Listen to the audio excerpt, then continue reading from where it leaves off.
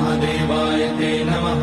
नमस्तेऽस्तु भगवन् विश्वेश्वराय महादेवाय त्र्यम्बकाय त्रिपुरान्तकाय त्रिकाग्निकालाय कालाग्निरुद्राय नीलकण्ठाय मृत्युञ्जयाय सर्वेश्वराय सदाशिवाय श्रीमान् महादेवाय नमः।